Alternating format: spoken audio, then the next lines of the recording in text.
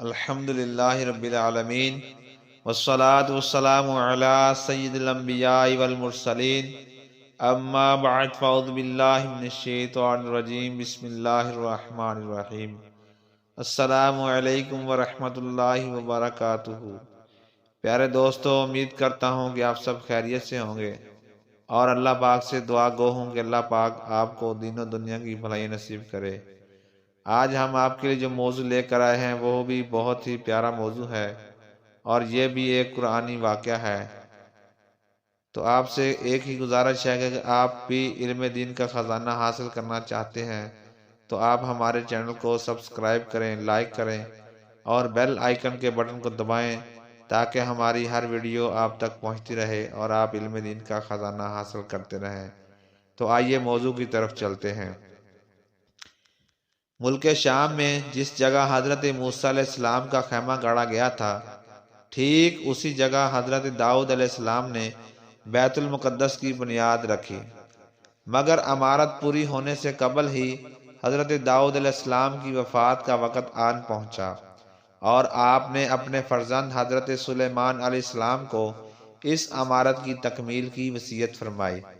چنانچہ حضرت سلیمان علیہ السلام نے جنوں کی ایک جماعت کو اس کام پر لگایا اور عمارت کی تعمیر ہوتی رہی، یہاں تک کہ آپ کی وفات کا وقت بھی قریب آ گیا اور عمارت مکمل نہ ہو سکی۔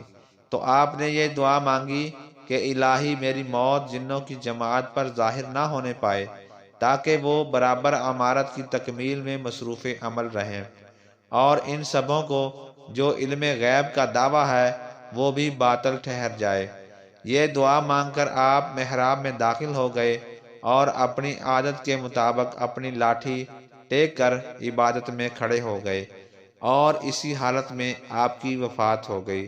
مگر جن مزدور یہ سمجھ کر کہ آپ کھڑے ہیں اور زندہ کھڑے ہوئے ہیں برابر کام میں مصروف رہے اور عرصہ دراز تک آپ کا اسی حالت میں رہنا جنوں کے گروہ کے لیے کچھ باعث حیرت اس لیے نہیں ہوا کہ وہ بار بار دیکھ چکے تھے کہ آپ ایک ماہ بلکہ کبھی کبھی دو ماہ برابر عبادت میں کھڑے رہا کرتے ہیں۔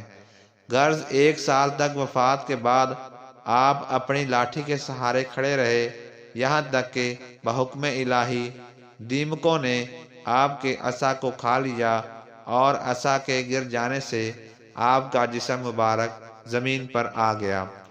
اس وقت جنوں کی جماعت اور تمام انسانوں کو پتہ چلا کہ آپ کی وفات ہو گئی ہے۔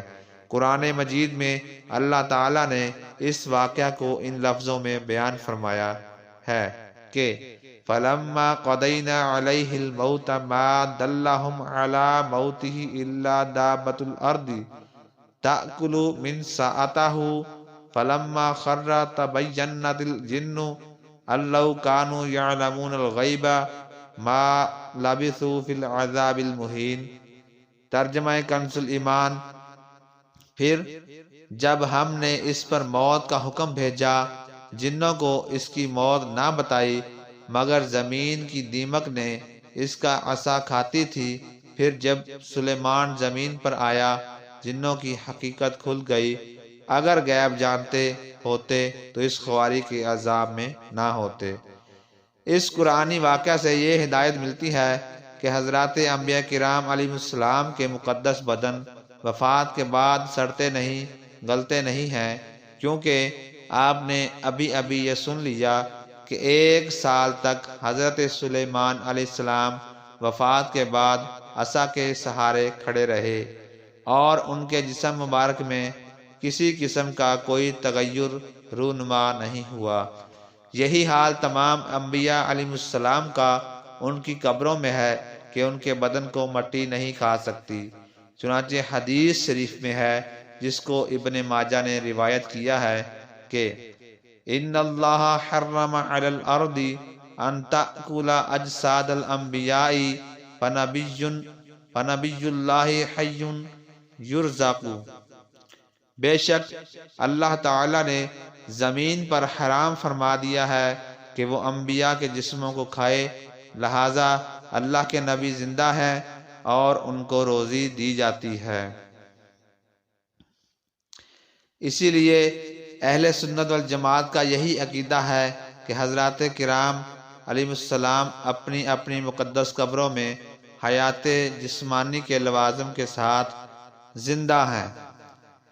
حضرت سلیمان علیہ السلام کی عمر شریف 53 سال کی ہوئی۔ 13 برس کی عمر میں آپ کو بادشاہی ملی اور 40 برس تک آپ تخت سلطنت پر جلوہ گر رہے۔ آپ کا مزار اقدس بیت المقدس میں ہے۔